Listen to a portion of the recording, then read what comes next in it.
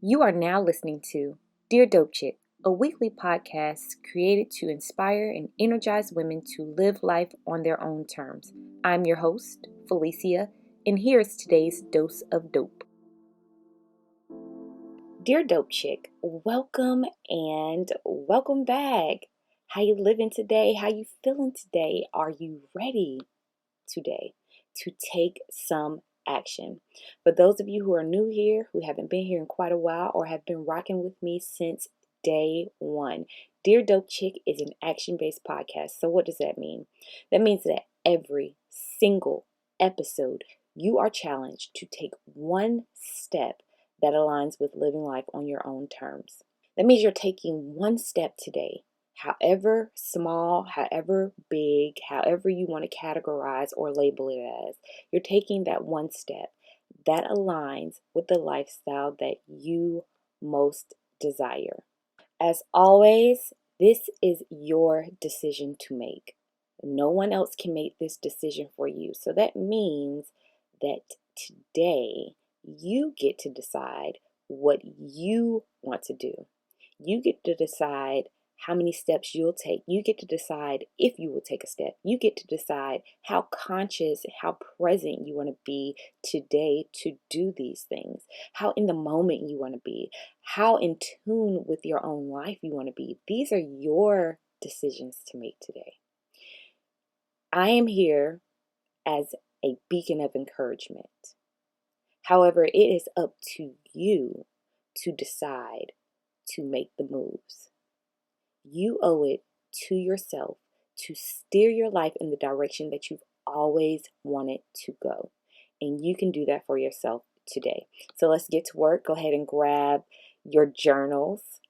Remember, we've been doing our journals. I don't mention this every single episode. Probably something that I could, but if you go up to the show notes, then you can definitely see it there. But go ahead and grab your journal. Go ahead and grab whatever it is that you're using to take notes so that you can really process this message today. Today's action step is to decide whether it's worth pushing back or pushing through. I recently read a quote that stated, "When life pushes you down, push back." I searched for an author to share with you all, but what I have come to terms with is that after a million iterations of this same quote, many people say and believe this to be true. And it makes sense as to why. For many of us, our first instinct is to get up and push back. Close your eyes and imagine for a moment that you are walking, minding your own business, and out of nowhere, you get a hard push, a shove. You're pushed down. The push is so hard that you are pushed down to the ground immediately. You look up and you see a familiar face. Actually, yeah, so you see a familiar face, or you might just see a face. It might not even be a familiar face. It might be just a face that you see. It also might be an object. But you look up and you see something. Something has knocked you down. What do you do? In that moment that you've been knocked down, what is your initial reaction? For some of us, we're ready to square up. We want to fight. The strength we possess presents as a pushback. So we use the strength, our physical strength, literally using our strength to push back, because what we're not going to do is give up free licks. I can see fighters right now. I can see fighting back right now. All right, let's square up, because wait, what you're not going to do is push me and not expect me to push your ass back. I can see it now. Been there, done that. Then there are those of us who get pushed, and you're going to know it because we damn sure going to tell you about it. Let me tell you what life did to me. You're not going to believe this shit. But that's the extent of what we do. It ends and starts there. There's no further action that happens after that. We tell you our side of the story while we're still down from that push. with no attempts to do anything more than to lie there indefinitely. So life pushes us down, and we are still down. Unfortunately, we are still down. Many of us are a mixture of both fighting back and telling others about it. So you're going to get the best of both worlds. You're going to catch these hands and you're going to catch this mouth to go with it. We're not going to let you off the hook. Like, how dare you?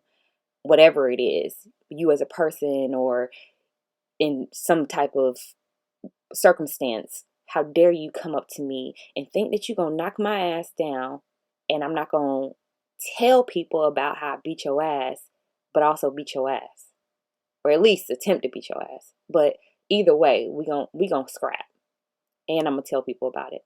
I'm gonna tell them all about the fight. So many of us have both of those in us, and then there is the other one of us.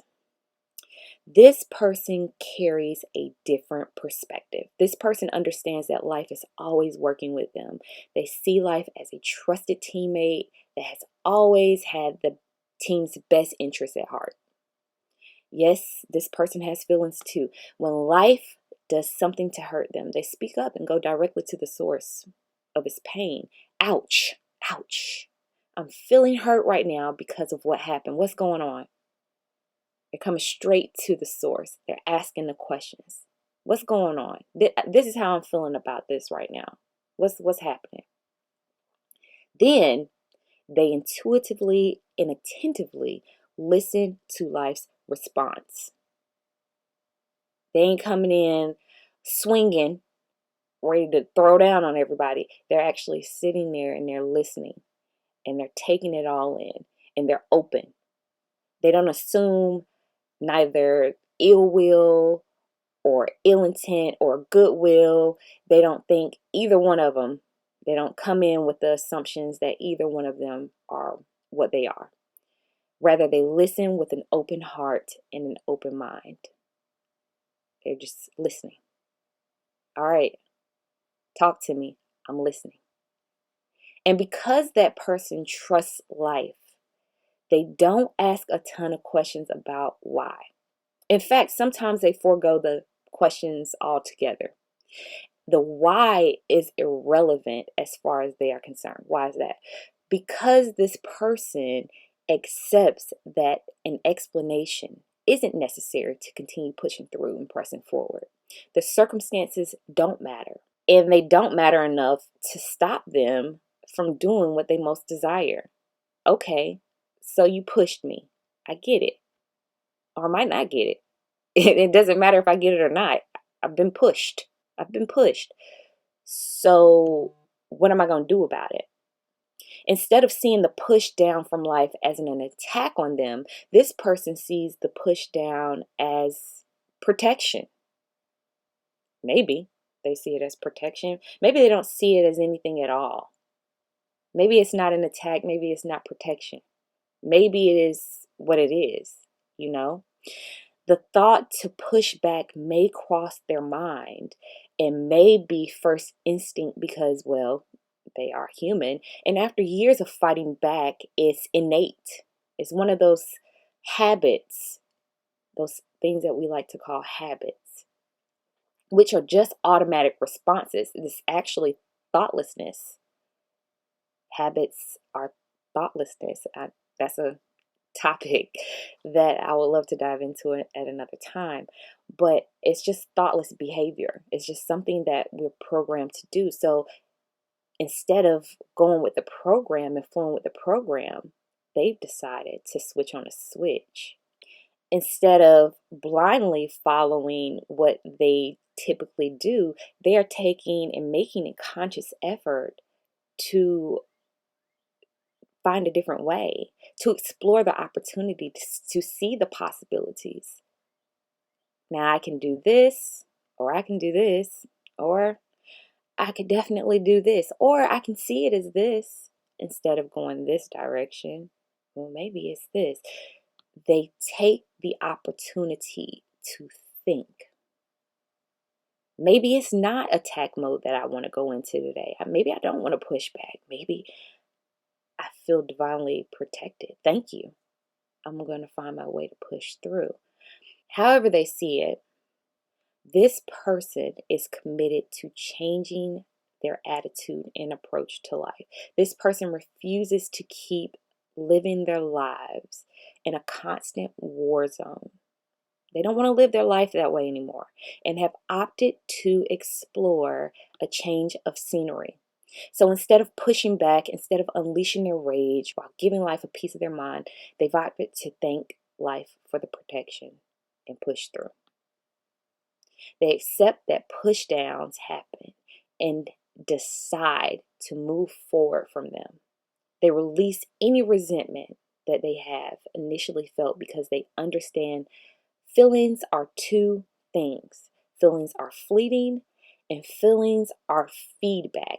So they use their feelings as fuel, as energy to push through and to move forward.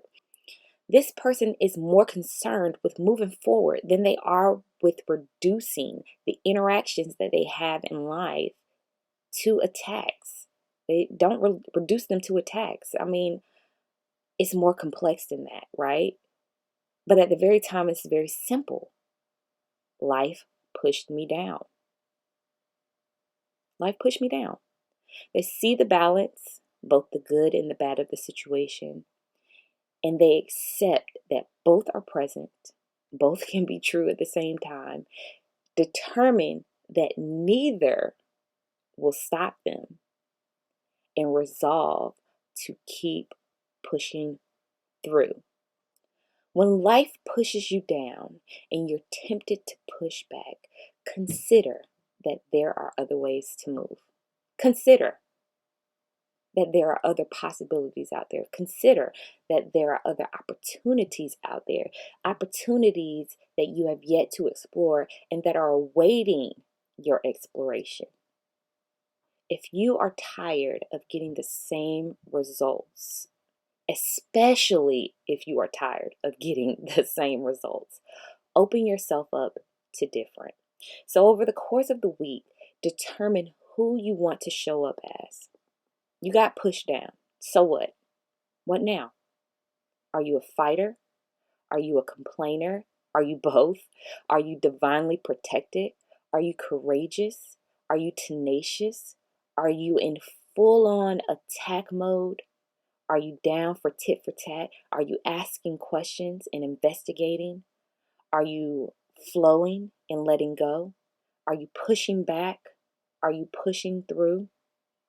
Who are you? Who do you want to show up as? So, my final thoughts are this. Remember that other person that we were talking about in the episode, not the fighter and not the complainer, not the person that is a mixture of both, but the other person? Well, there is one attribute about that person that I waited to mention until now, and that person is an inspiration.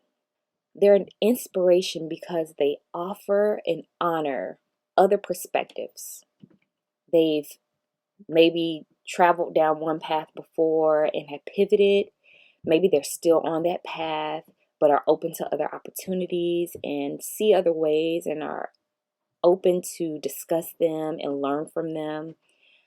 This person understands that it's not their place to judge, only to provide perspective, and they are providing perspective to those who are open to another way of interacting with life. They don't get offended when people don't want to take what they say as face value because they understand and honor that everyone has their own walk. And just like they can, others can determine what they want to do with their lives. There's no right or wrong way to approach life. There's one way, and then there's another way, and another way, and another way, and another way. It doesn't stop. And as you accept your way of life, accept too that there are many others out there from which we can all choose. If someone wants to spend their time fighting, cool. If someone wants to spend their time complaining, Cool. If someone wants to spend their time and energy focusing on the challenge rather than the circumstance, cool. How others feel and think about their lives isn't up for communal discussion. What are you doing? How do you view life? What approaches are you taking? Who cares if someone else chooses another way? You cannot control their choices. You can choose for yourself, though. You can choose how you show up today. You can choose your perspective. You can choose with all intentionality where your energy, where your time, and where your focus goes today. When life pushes you down, you get to choose how you want to respond. You already know you can push back. You've seen that option before. You've explored that option before. You've done that option before. Now, are you down to explore and accept that other possibilities and opportunities exist for you? I appreciate you taking the time to listen. And if you're reading the show notes, thank you for being here and reading these as well. Thank you for showing up today and being present. Thank you for choosing to listen, possibly choosing to implement. So I want to thank you in advance for that. And thank you for being open to dialogue and discussion. And most importantly, I thank you for being you. I'll see you in the next episode. For more dope messages, be sure to visit adailydoseofdope.com and become a member. Also, cop your dope merch at deardopechick.com and follow us on all of our social media at Dear Dope Chick, Instagram, Facebook, Twitter. Thank you so much for listening, and as always, be you, be dope. Love, P.